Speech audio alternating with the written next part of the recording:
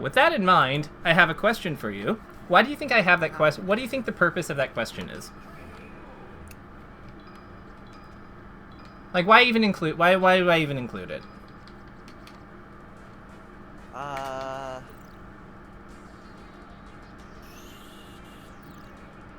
Maybe identifying how I perceive the threat of where it, like, I don't know, how I view coverage. That's part of it. It's more. It's meant to teach something. So, let me ask you: when we watch Cody versus Hungrybox, right? Have you ever watched a Cody versus Hungrybox set? Actually, that's a starting point. Okay, cool. Generally speaking, where would you say Cody is relative to Hungrybox? Like, where is if Hungrybox is on the screen, say on like Battlefield here, and we'll put him on the platform for realism, where is Cody trying to be usually? I'd say under Jigglypuff. Right, and we've identified. I'd also one square I would have included in the answer that if we didn't include was I would have included her 4, because that's where this thing hits. Because if she's facing this way, you see what I mean? Yeah. So, like, I would say that, like, and then I'd also make a case that including her 6, it also makes some sense because on both sides of her she has this. She also has this and this. So all of her threats are basically on 3 all of her like common threats are basically on one of 3 squares, like 4, 6, and 8, right? Yeah. So it makes a lot of sense, I think, that like Cody wants to be underneath him because, or Jigglypuff here, because 1, 2, 3, and are open. Right? And if we have Jigglypuff jumping around in the air, I would also make the case that another common attack angle is this diagonal here. Right? Yeah. Like this, we all see like the falling up air, the nair, like... Yeah. So this is like a common, like, so now we have a reason for understanding why people go in on her at this angle. It's because these represent 7 and 9, 1, 2, 3. They represent holes in her coverage. They represent spaces on her relative to her that she doesn't attack effectively. Therefore, they're spaces we want to go in on or occupy. Right. Does this make sense? Yeah. Okay. So, that is why I have that question there. Because it's meant to, like, think... Because we can take this model, and, you know, it works better for some characters than others. Like, Captain Falcon... Like, Captain Falcon, he'd cover 7, 8, 9 really well. I'd also make the case he covers 4 and 6 pretty well. But I'd actually argue that he doesn't cover 1, 2, 3 all of that well. Because 1, 2, 3, like, his stomp is really the only move he has directly below him. But it is kind of slow. I'd say that he covers top 2 better than he covers 1 and 3, though. Do you see what I mean? Yeah. So, like, this also gives us, like, purpose with, like, and if we think about how people, like, if we pretend this Jigglypuff is Captain Falcon, like, this is kind of why Sheik is good against him, isn't it? Because, like, when he's jumping, where does her forward tilt go? It goes, like, right into, like, the spot that he has trouble covering. So, this is also part of why Fox's up tilt is good versus Falcon, if we pretend the Puff is a Falcon. Because, like, same idea. Same with Falco's up tilt, same with Falco's back air, same with Fox's back air, same with Sheik's back air. Like, this is part of why those characters are good against him. Because they just attack a weakness of his kit that he doesn't really have a good solution to other than, like, whiff punish, dodge, block. But this isn't nearly as good as just, like, putting out your thing and winning. Right. Yeah. Isn't that neat? That is pretty cool. Yeah. So, with that in mind, I'm, like, you know, it's been a bit since we've talked, so I want to, like, pass the ball to you, though. What are your thoughts on, like, how do you foresee this time being productive? Where do you want to start? Like, with the process? Because I know that, like, you know, we can do a VOD review, we have live coaching options, like, how do you want to get started? Like, what do you want to work on?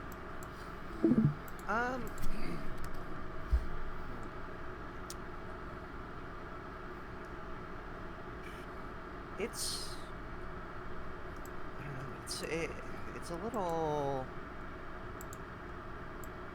I feel like it's so dynamic, like day to day, like on what I feel like I'm struggling with, whether that be matchup or just overall neutral or mentality. Hmm?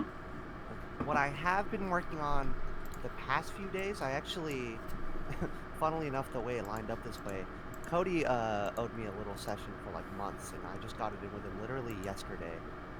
Nice. So I'm just getting coached. I'm getting coached up this week. Hell yeah. What did Cody say? So what I was working on with him is identifying why I was getting hit so much.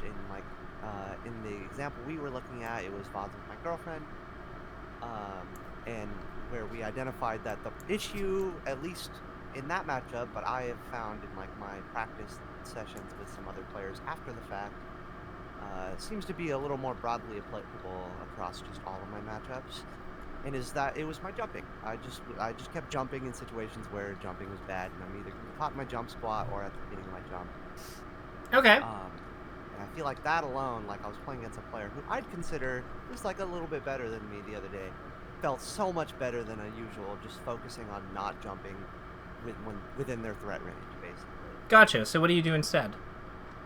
I try to like dash back and whiff punish, pretty much, or just kind of dash back and play footsies with them and feel out the space for a better opportunity. Oppress them with like retreating laser a little more. Gotcha. So like if you're here, let me bring up the game so we have it so you can direct me.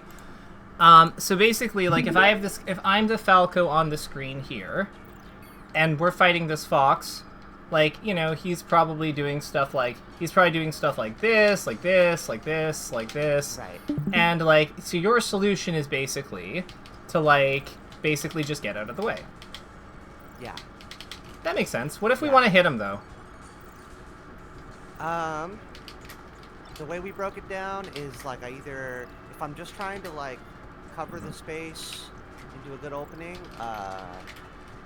usually I come in like a dash back, come in with Nair, or like, and then if I'm like hard calling out maybe a roll or something, or just hard calling out an option in general, like a dare. Okay. So like basically like we might do something like this, like basically like kind of like dash out of the way and then like come in after. Right. Okay. How do you feel about Falco's normals in this kind of situation? Or like They're pretty good. I've been trying to adjust to using a lot more Nair, because I feel like I was underappreciating like the forward space it covers. And also, it's like a little bit safer on shield when you do it low and whatnot. Okay, so we have a term difference there. So when I say normals, I mean like his tilts and smash attacks. Oh, okay. And like his jab. So like his basically like in Street Fighter and 2D games, like his normals are like the kind of like the standard option suite for like your like, you know, medium, light, hard, that kind of like medium, light, heavy, that kind of thing. Which I just liken to like our tilt, smash attack, jab kind of suite. So like this thing, or this thing. They're okay. I feel like most of the time I would end up using up tilt, but I do feel like it's very committal compared to like aerials. Keeps us on the ground though, so like that can be useful because it also keeps us like even if we miss, we can still ASDI down, which is like kind of useful. Yeah. I just find myself very locked in place when I use up tilt. Or down tilt, like the general frame data. Like, I think if I want a similar effect, I could like do like dash back into like dash JC shine. And I feel like that gives me a little bit of more option there. Like it works as like a hard call out, but if anything goes unexpected, I feel like I have more lenience with that option. So you're saying like something like this, basically, like dash JC shine. So one thing I'd kind of comment on that is like one of the nice things about up tilt though is that like if we look at the bubbles, this is kind of like one of the things. So this is kind of like one of the things I'm kind of happy that we're touching upon, because like the nice thing about up tilt to me is like it's such a high disjoint move. Like it just like look at the space it covers, right? Yeah. Whereas, like, if we try to do a similar thing with, like, even, like, waved out, like, even if we use, like, a shine as a whiff punish, like here, like, it's such a smaller unit of space that it covers. Yeah.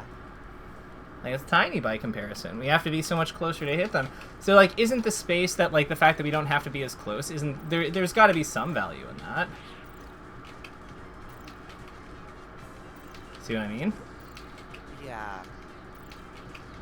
I think against Fox particularly, I find it a little less comfortable. Though you can get a lot more. I guess percentage would matter to me a lot here too. Yeah, that's a good point. Like I think like at 0, I would much rather hit a shine. That makes sense. But if we're talking like 30%, up tilts are huge.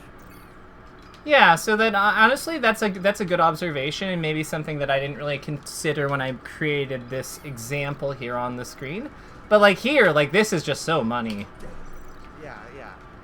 Okay, so we're like, I think that okay, we are starting to understand each other and like how we see things. This is good, because like this is also like because the other thing I'd comment is like if we're at high because our percent matters too.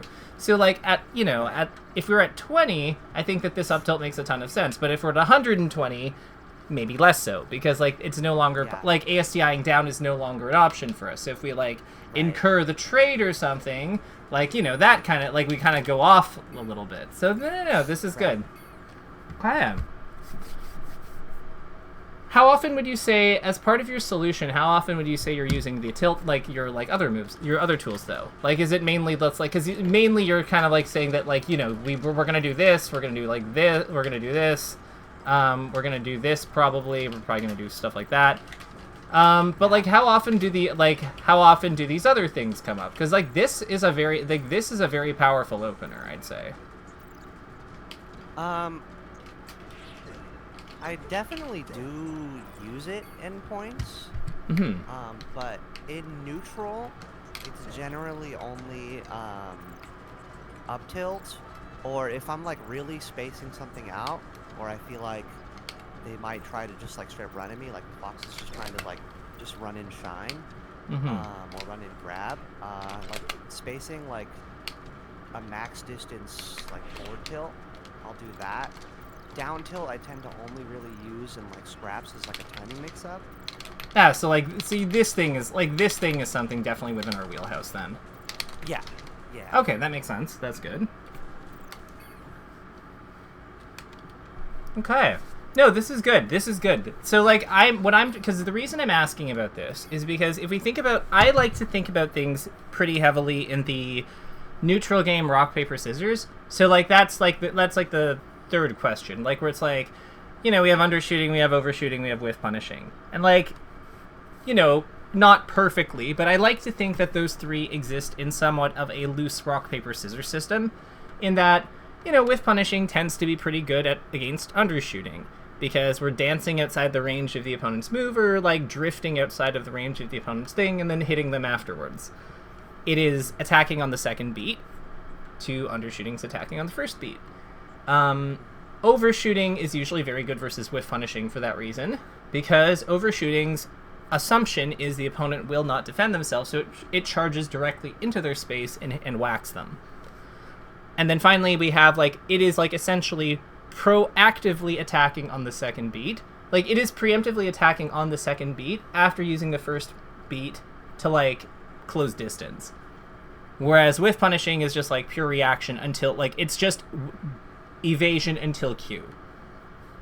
And then finally you have like undershooting, which is just, it is the classic attack on beat 1, push the button. So it kind of beats overshooting to the punch, because their whole thing is, I assume there will be no fence, but then there is a fence because we hit them. So the one thing the one concern I have when we're kind of like, I guess when you're describing your system, is that like, if we have all like, and like it is a pretty solid system, especially if you have a platform over you, but like I'm worried about what happens if like the Fox, instead of doing this kind of thing, like if we restore position, if he does something like this. Because like with us like trying to do this sort of thing, like especially if he's just like, right, if he's just overshooting. Yeah, if he's just like, if his whole thing is he just wants to run as far forward as he can, right? See what I mean? Yeah. Now, granted, if we do the laser perfectly, like we can, like if we do the laser well, we can do it. But like if we do, there's other things that we wanted to do, like this, right? And if he just like charges into us, like this becomes very difficult. Yeah. I think this would be a situation where I'd identify myself as a little too uncomfortably within Fox's threat range. That was another thing I was trying. Part of the like getting caught jumping and whatnot, I would probably try to avoid doing any sort of like jumping option here, whether that be laser or an aerial. When I'm that close to Fox, I might like do a small dash in shield and then like wave dash out of shield and try to like reset to center. Yeah, so something like this. Situation. Yeah. Gotcha. So I think that all makes sense. I just like, but this is again like this is where like I'd say that like this is like you can see why I kind of like up tilt and back. Like this is where I think the classic walling options of the character, like just up tilt and back air, they can be like really like powerful solutions to this. Because like again, we want to be able to like the one concern I have with that solution is that what we're doing is. And I want to be clear. I don't think that any of the things you said don't work. They do. But it's more about like making sure that we're well-rounded in a way that we can be like adaptable to like different like summary solutions, I guess, of what the opponent can do. Because then I'd be concerned if the opponent does something like this. See what I mean? Because like if they do that, if our solution is to like, you know, do this and they're just like whiff punishing, like we've allowed Fox to close the distance, which is giving him a small advantage in the next interaction. And if he sees our roll or our wave dash as like a commitment and attacks it, then we're in a lot of hot water all of a sudden. So we're kind of like allowing him to like, we're kind of allowing him a lot of wiggle room here. If we're closing ourselves off from like I just don't want us to be closing ourselves off from options that can potentially solve problems. Yeah, because I think that we need to make sure that we're representing as many of those points of like I think of the game's base RPS, of that side, like that part of the game's RPS systems as we can, where possible. So like we don't like lose to ties basically, if that makes sense. Yeah. So. One thing I'm curious about is how do you find lasers kind of fit into this?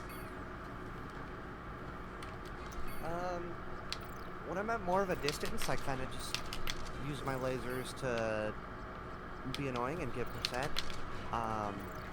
And kind of with each laser, I'm kind of feeling the situation out on a case-by-case basis.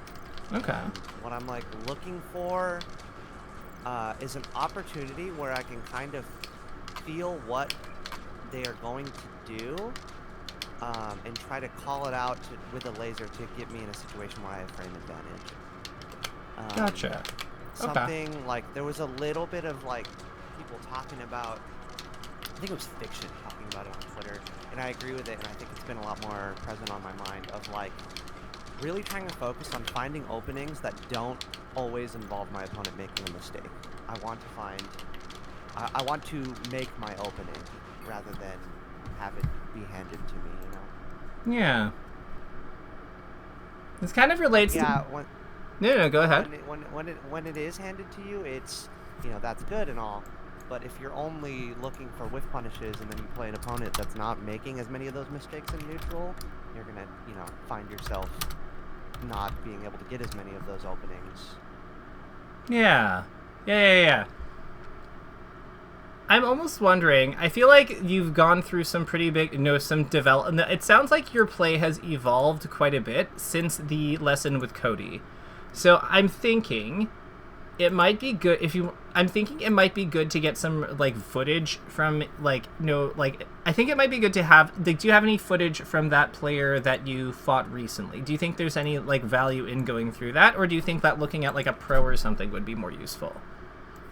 Because I have like I have examples of like that I've looked at with people of how Mango uses his lasers to get like to create openings. Yeah, so that's what we looked at. We compared my VOD to a VOD between Mango and Salt. Okay. And that's how we pointed it out, and he was like, literally, look, he's like, this is the exact same situation. Look what you do, look what Mango does. And he's like, and look, the one time Mango does you exactly what you did in this situation, look, he got hit, didn't he? And I was like, oh, damn, he did. Okay. And I don't have VODs after the session of me against Falcon, but I do have VODs from a practice session against another Falco, where I was kind of trying to implement some of those same ideas afterwards, that I feel like my neutral I was playing a lot better, and against this other player who, like I said, I'd have considered for a while to be just a little bit better than me, but I felt like I was doing pretty good in our session. Yeah, let's take a look at some of those. Let's see, let's send over those SLPs, and then we'll take a look-see, and we'll go from there. Perfect. So I see you've sent one through. Let's dig into this. And I'm just going to share my screen.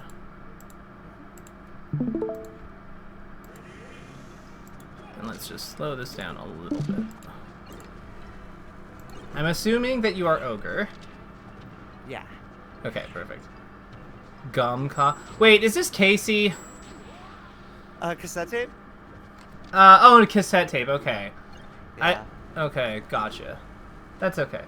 So let's see here. We got it up here. So what happens here? How are you going to deal with this? You upbeat almost in the perfect spot. Your like awareness to like go for that was like trying to get that ledge. I can tell. That was good. That's good. Ooh, so talk to me about this GIMP structure. When we get like this spot, what are your thoughts? What's the plan here? I think in that situation I tried. Oh wow, I F smashed. That's interesting. Well, looking at it just then, my thought was like try to get like a low back air, but like down smash could also work there if I just hugged the ledge. But I do get scared in that situation a lot, where I am like scared to be too close to the ledge and get reversal. Interesting. So my question here would be, why not down air?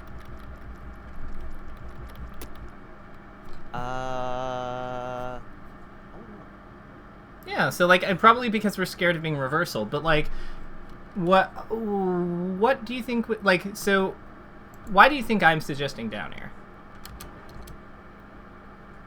He's close to the ledge. It's a simple, easy kill. I think in that particular positioning, I don't think that's techable too. No, it's definitely not techable. He's like way below, like, because the tech ability, the down air becomes techable at the knockdown percent. So like, he's below 30. Like, sorry, I guess I don't know who this Falco is, but like they're below 35 or like 36. Yeah. So like, there's not a chance in hell that they can tech it. Yeah. What about down smash? What are your thoughts on down smash? I guess, is the concern with down smash that they might be able to ride the wall? Yeah.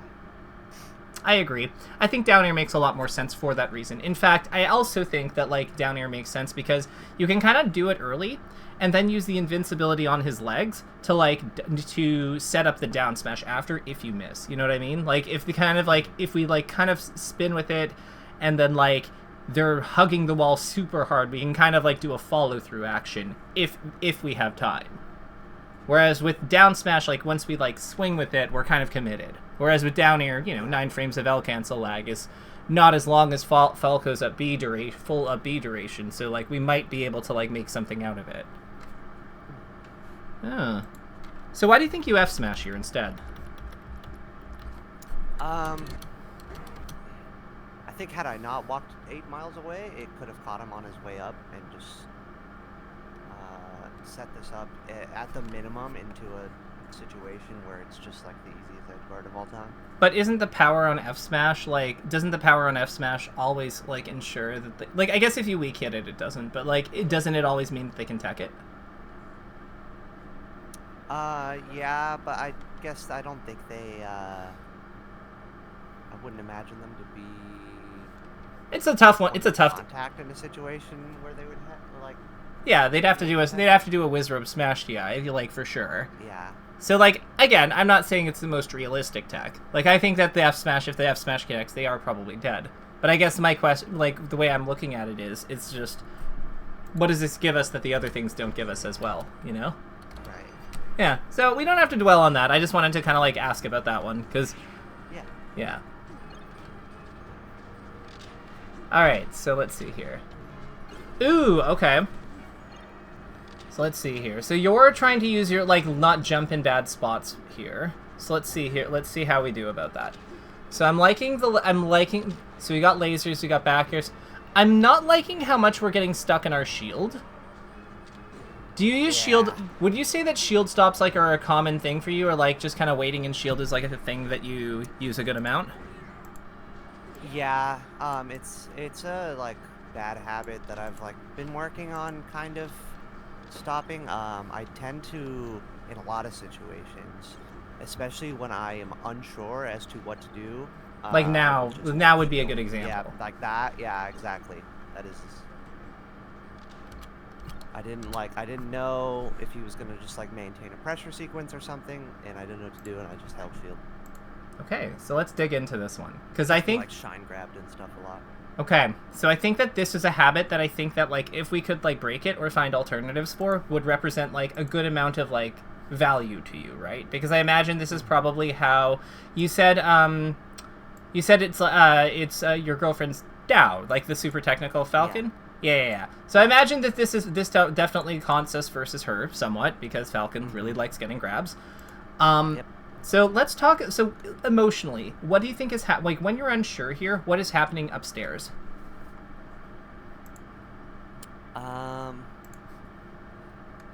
I think initially, like, so he goes in, he gets the shine. I wasn't sure if he was gonna, like, just multi and try to catch my jump, or I guess just uncertain really what he's gonna do at all, and I'm probably just loading, really. I'm just thinking about how I want to get out of this, whether I want to, like, wave dash out of shield away or just roll. If he stays on me and hits me with something laggy, I'd hit shine out of shield. So given what we have, the information we have here, because this is really like the frame where all the magic happens. Let's figure out what we want to. Let's figure out, like, what we want to do here. So we hold shield, but what do we want to, like? And let's say continue to hold shield, because really, like, that's really what's happening here. It's not that we held shield at all, because he did shine our shield. That's not the problem. It's that we continue to hold shield.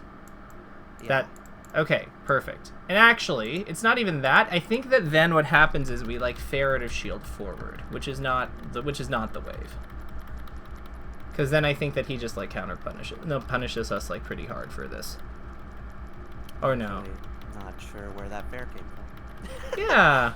But would you say that, like, this kind of, like, because this works out, like, this does work out, but I think that, like, the holding shield and allowing the opponent to have all that time on us, like, even if this works out, I think that we can agree that there were probably better things that we could have done with that spot, you know? Yeah. So I guess let's see if we can find, you know what, let's find a cleaner one where we don't get the opening after, and, like, let's kind of work off that one. Because, like, some of these shields are good. Like, I do think that shielding in this matchup, like, it is, like, I think it's fine in a lot of spots, but so that might be one of them, but let's find something a little cleaner. Okay. I have a feeling we're going to see more shielding now because they're on last stock.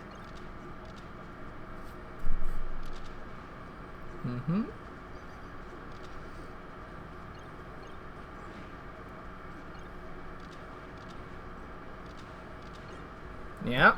Okay. So let's see here. Yeah, let's look at this. Like, let's look at. Yeah, this one here. This one is perfect, I think, for us to work with.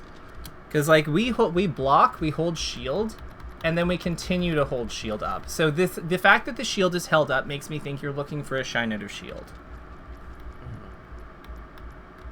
And then they vary, yeah, okay, perfect. Yeah, because you're probably waiting for, like, low aerial, so then that's, okay. Or, like, sorry, high aerial, but then he does laser, which is, like, a little bit, yeah, okay, got it.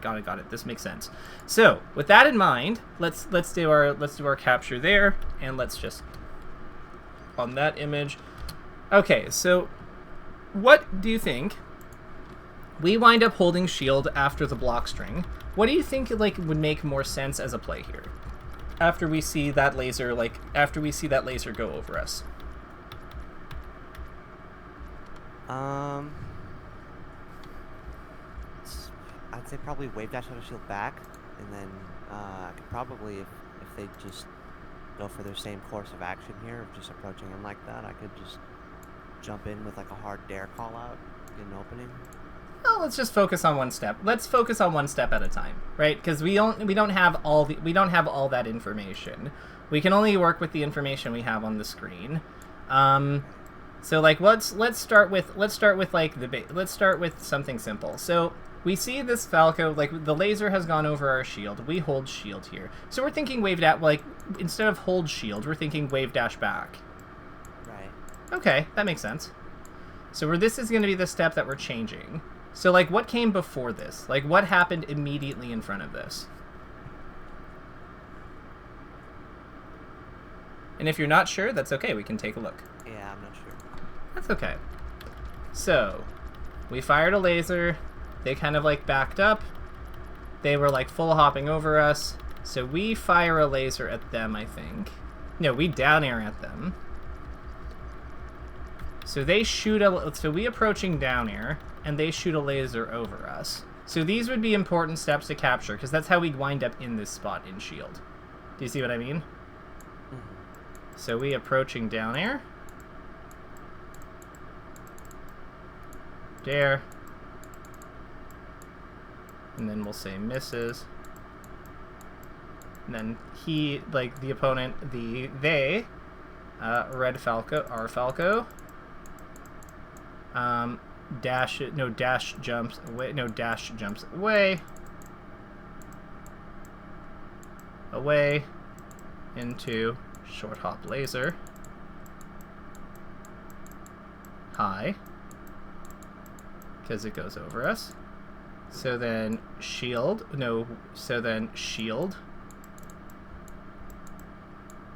Laser goes over. And then, like, what we're thinking here, instead of hold shield, what do we said wave dash back.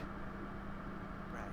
Okay, I love it. So then what we would do here is we would just say, instead of this, wave dash back. Because there's no real reason, I think, for us to hold shield and accept Falco's mix-up here. Because he doesn't have, like, we're not under enough pressure that we have to accept that mix-up. Do you see what I mean? Yeah. Mm-hmm. So we can just head back this way. Another one that would make some amount of sense is laser out of shield. But I think that the wave dash back as a starting point makes a lot of sense. See what I mean? Because like it's an option I really like in general when like confronted with Falco lasers. It's just like wave dashing back to just kind of mitigate that pressure and threat that laser creates. Mm-hmm. Yeah, and this also gets us out of our shield more actively, which is also really good, because that's a thing that like we want to do more of. Beautiful. Okay. Let's look at another game. Like send me another game through. Like let's dig into another situation. But I wanted to ask you broadly, why do you think we've gone through the effort of mapping out the decisions this way? Or mapping out the situation this way? I think to figure out why I'm doing these things and how I could perhaps better utilize the time and space. Yep. That's part of it, but I could have also just said that, like, you know, well, if that's all I need necessarily, then I could have also just said, oh, yeah, we shouldn't be shielding this close to Falco. Wave dash back here. Right? We could have done it that way, but I don't think that's as helpful. Right. Do you drive? Yeah. Okay. So have you ever had the experience of like, you know, you're driving with someone and they're directing you and they haven't really told you where you're going. They're just like kind of like giving you directions as they come up, and like it's not like you wind up missing a turn or something because like when they zone out or like they give it to you kind of late or like not soon enough for you to be able to react. Have you ever had that happen? Yep. Okay. Now, in contrast, have you ever driven with someone where they like make sure that the GPS is loaded with the directions, that they tell you kind of like how many lefts there are, or like generally what time of like what part of town it is, or like what the major landmarks are near the place, and you know, like have you ever had that? Okay. I try to default to that again. Right, and I bet which one is easier to like follow? The latter. Yeah. Right. So this is kind of what we're doing here. Because, like, what these is, like, this is a way that we sometimes get into shield when we don't want to be into shield. We approach with a down air, and we missed. So then we held block when the opponent retreated. They then set up some kind of counter-offensive, and we stay in shield, but we don't have to. We could wave dash back. Right. This is why we're kind of like giving ourselves... Because, really, the approaching dare, them dashing away, us shielding...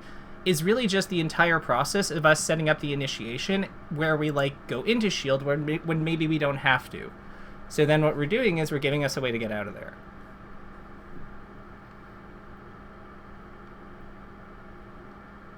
But it helps us to like be able to see how we get in there so we know like, oh, this is a thing that sometimes happens here. Yeah. Because it's not like shielding on landing is always bad. It's like sometimes it is an important part of like, you know, how we fight. It's just we don't want to linger there if we don't have to. Right. Does that make sense? Yeah. Perfect. And is this, I know that Cody does things differently, but it sounded like is this is what we're doing, like, is this connecting? Is this making sense? Or this is a temperature check, basically. Yeah. Okay, good. So with that in mind, your lasers look good. So I want to get that out of the way. Like, love them. What part of your game are you not, like, when you watch this back, is there anything that stands out as something that you're not happy with? Or, like, are there any any points that you see, like, as we look through this that you're like, oh, maybe this could have been better?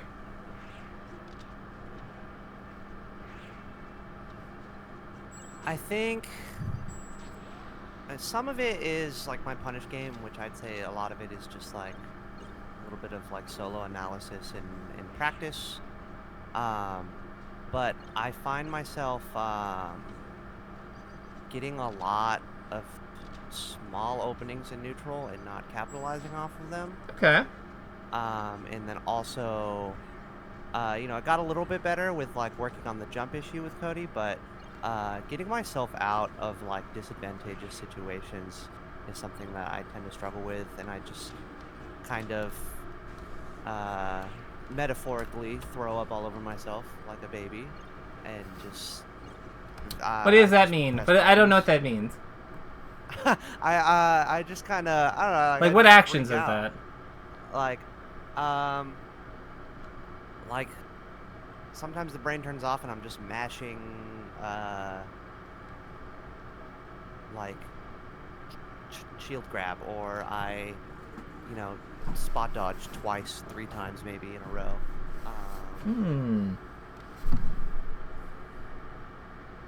Okay, so you so to me those are just panic buttons. Everyone has panic buttons. Yeah. So you've heard like flight, fight, freeze, flee. Sorry, fight, flight, freeze, flee. Freeze, fawn, that's the one. Like you've heard like those words before, right? Like to discuss like stress responses? No, not really. Okay, so basically my background is in psychology. And again, like psychology is not super, super hard science, but like there's one thing that we kind of generally find consistent is that there's only so many ways that like our brain responds to stress, which is where like things like fight or flight come from. And then later we've added other ones, but I find that fight, flight, or freeze are the very common ones where it's like, you know, when we're in danger or stressed, in like, you know, a game, in a board meeting and, you know, an interview, whatever, there's certain, like, kind of behavioral tendencies we tend to gravitate towards. Just because there's only so many ways we can respond to stress. And I would say that, like, yeah, for me, I fight. I hit buttons. I wanna, like, overpower this person. Other people, like other learners I work with, they just want to get the hell out of there. I find that in Melee, how this often looks is you'll see people, like, full hop in place and then, like, out of shield and then, like, double jump to try to go around the opponent. Like, have you ever seen that happen? Mm-hmm. Yeah. And, like, you'll also have people that just, like, hole up in shield and, like, hold shield and, like, or, like, crouch and just, like, don't do anything. They're, like, it's almost like they're shivering or terrified. Like, because that's really, like, how they're reacting to the stress or pressure that the opponent's putting them under. So, you know, it's not really like that we're a baby or anything. It's just that, like, this is the tools the game gives us to express these things. They're normal. We still want to overcome them and, like, find ways of managing those, like, stress responses because, you know, that doesn't, like, full hopping and then double jumping around the opponent is usually not good play. But it's still, like, it doesn't mean, like, it's not us throwing up over ourselves, it's just we're under pressure. This is how we're reacting to being under pressure. Does that make sense? Yeah. Okay. So, when that happens, would you say that this happens in this game? You look pretty in control for the most part. I think maybe with, like, that double laser from ledges probably what I'd say is a panic situation. In a situation where I feel like I am not physically postured for, like, a ledge dash, or, like, I'm not as confident in my ledge dash in that very moment. Mm-hmm. And I just will mash, like, double laser. Okay. So this is like, that's perfect. Thank you for sharing that. So, like, this is a moment where we're just kind of, like, autopiloting this. Because we're just, like, we're a little scared, and that's why, like, okay, cool, this makes sense. So what would you want to do instead here? Acknowledging the fact that our hands probably aren't aligned for a ledge dash, for, like, a perfect ledge dash. What do you want? What play do you want to make here? I guess I could reset to give myself the time. Oh, I love that. Yeah, because, like, the other thing here is, like, Falco's not really a great character at like, gimping himself here. Like, despite having, like, such an amazing the amazing spiking down air, he kind of has to commit pretty hard to, like, covering, like, a refresh, because it means he loses coverage on everything else. Which is, like, why this up tilt, which is why, the, Gum Coblin here, like, goes for up tilt. So with that in mind, so, like, this is what we do. Ledge hop, double laser. DL. So what comes in front of it? Like, what happens before this? Like, how did we grab the edge? And if we don't know, that's okay. We'll rewind the tape. Let's see. So let's see here. So we were, like, shining. And it looks like they shot us with a laser. They shot a laser at us. We full hopped and double jumped. Oh, I bet we're gonna get hit out of a laser and, like awkwardly. Or we're gonna drift. Oh, okay, got it. We edge canceled. That is weird. I drifted back a little bit to ledge. When I saw you started to approach to the corner, I just kind of wanted to reset to ledge for the safety. That makes a lot of sense. So let's say, let's map this out. So we jumped. So we instant double jumped, didn't we? So instant DJ, because that's, like, how we went around, like, opponent shot lasers. They shot 2 lasers, right? Yeah, 2 lasers. So that's why we, like, instant double jump. We went to go around them. And then opponent started approaching.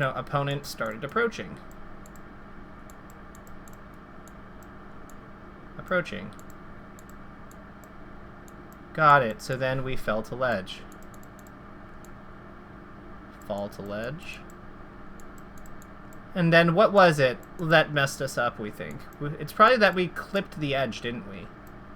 Because you probably want them to land cleanly on the ledge, right? Yeah. Well, do you think I'm right? No, does that sound right, or do you think that like you did mean to like touch the edge there? I think I would rather like just full land on it, especially because if he hadn't done that little dash back, it would have been really, that could have been catastrophic. If he had just like full committed in, let's say with like a low approaching laser, he could like laser downward angle forward tilt, and I would be very much just dead off of that. True. So, like, it's not just that they started approaching, it's that they started approaching and dash danced. Like, they started, like, coming at us, and then DDs, and then they dash dance, like, threateningly over here. So then we, like, land on, like, then we fall to land on stage. We fall to land on stage, right? Or are we saying that we want the ledge? I already wanted the ledge because I was in the corner and I was being pressured by a couple lasers. Okay. So fall to ledge. Got it. And then, so it didn't really matter that we clipped it. It's just we weren't ready because we were like kind of like forced onto there. I guess. Like, does that sound right? Or I guess it doesn't really super matter because it's like ultimately what we want to do here is instead of this ledge hop double laser, we want to instead. And how do we do the refresh? Just like an up B reset. Yeah, up B instead up B refresh. I love that because like the other thing here is we can see what play he does, and it's an up tilt here, right? So if we're like firefoxing, like for firebirding here, like as a Falco, then we're totally fine here because his up tilt hits like this, but like we're not really in the way of that. Like if this is his up tilt hitbox roughly, like this area, then yeah, we're down here, we're totally fine. I like that. How often would you say that this comes up in your games? I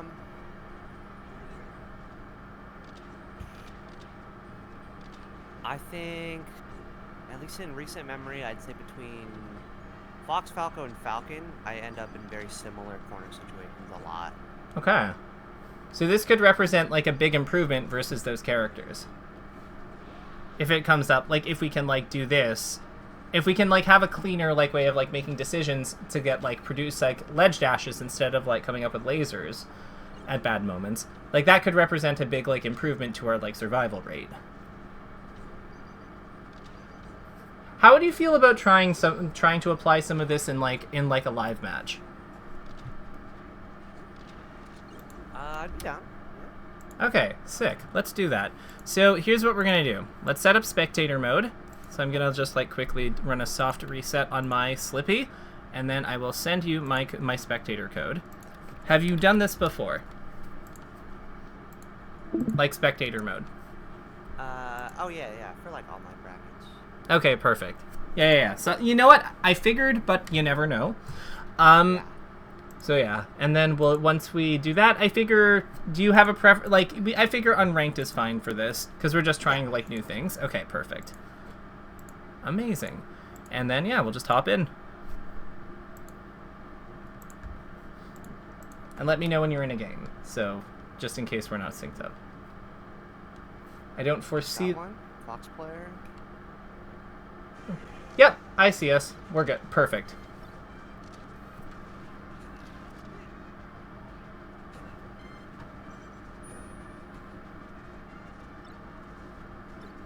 Ooh. Something you can do that helps control when you go onto the corner. Light shielding. Like when you're in the corners in those corner situations, light shielding like when you're when you're close to the edge can help you get onto there, so then you can set this up.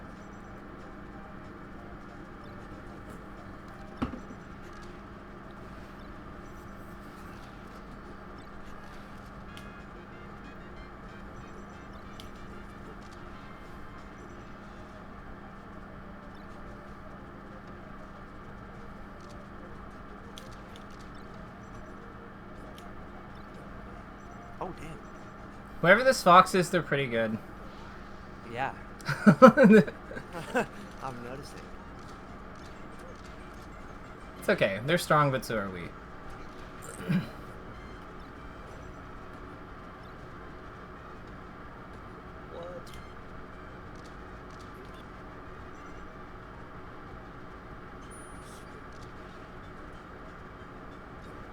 I'll start the ball.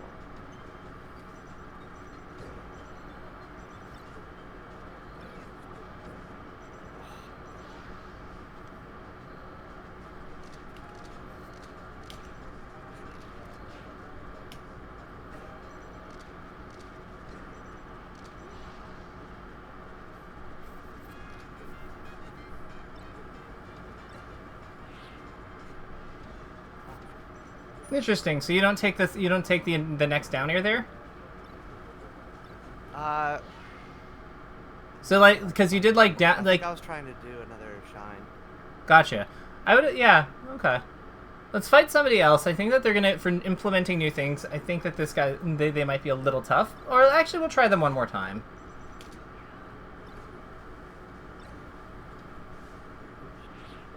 There's nothing wrong with that. You took a knockdown. Could have gotten more with like the other thing, but like it's all good. Like again, not every combo will be perfect.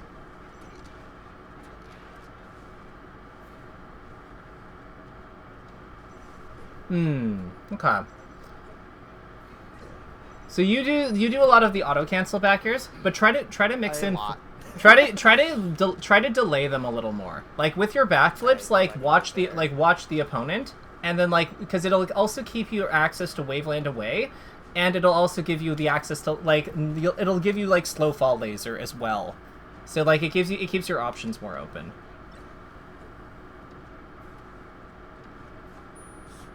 No. That was supposed to be an up tilt. I know that was. Yeah. It's okay. Nice. I missed.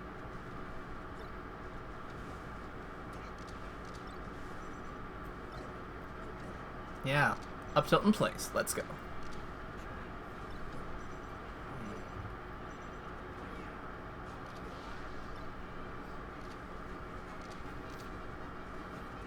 Try to mix up your back air timings. We can do them while falling. We can, and then like it also lets you exactly see like how you empty landed. Like it keeps you like looser basically. Yeah.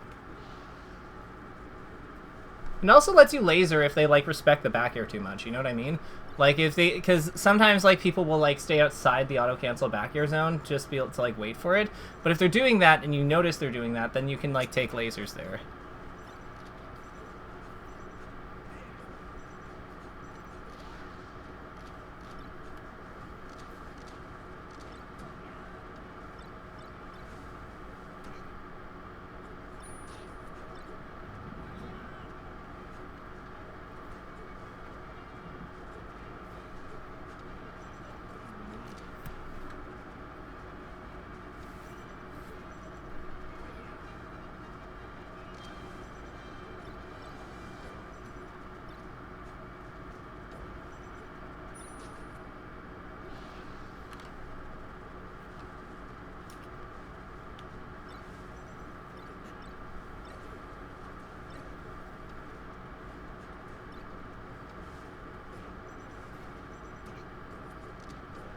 Yeah. Yep. Yeah. Don't worry. So that one we got pressure. That one I think it's more about how we got pressured into that position. So if we had to like, so if we had to rewind that one and think about like what happened before it, I think he what like back aired our shield, something like that. Yeah. Are you talking about the final situation there? Yeah. Yeah. I think it back-aired my shield and pushed me to ledge. Yeah, so like let's maybe that's like the cue that we look for. Like so when we're holding shield versus Fox near the edge, or like for holding shield versus someone near the edge and they push us onto the ledge, that's kind of that's kind of the cue for us to like get ready to do the refresh. Okay. Yeah. Let's fight somebody else though. Like I don't know if they're like still there, but yeah, let's fight somebody hopefully like a little bit like less. Because I feel like against somebody who's that good, that we're just gonna like it's gonna be really hard to not do anything but the stuff we always do. Because it's just like yeah.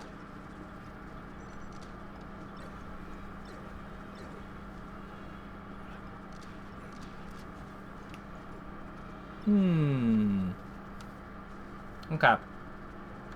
Don't mind my hms. I'm not like criticizing. I'm just like thinking about like what certain things mean.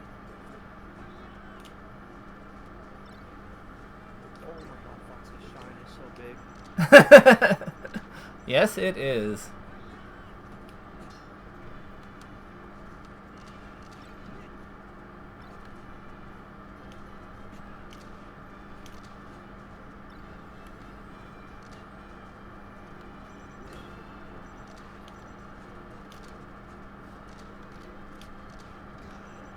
Nice. I love that. I love how you did that. Like the laser into instant turnaround back here. I call that the SpicyOgre. Like, actually? That's so sick. Yeah. Yeah. How'd you get the patent from Magi? Damn it, not you two. That's what Cody said. I'm teasing. She does no, because she does the shield stop.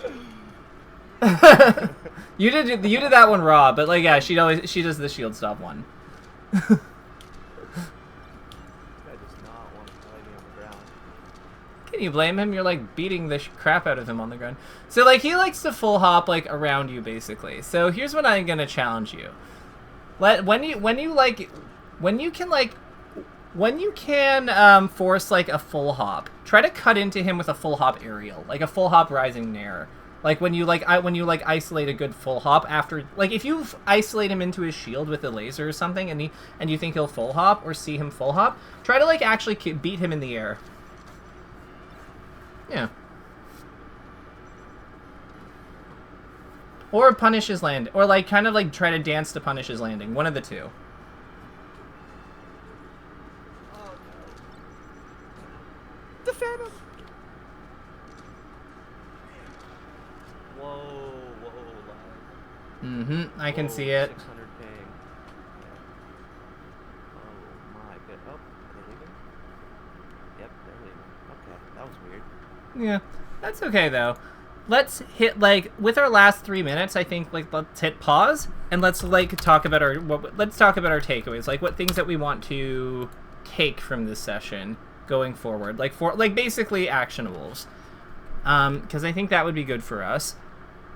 What are some things that we like? So what are some things that you want to like some concepts that you want to work on based on the things we've talked about, I guess. I think the general theme is just acting out of like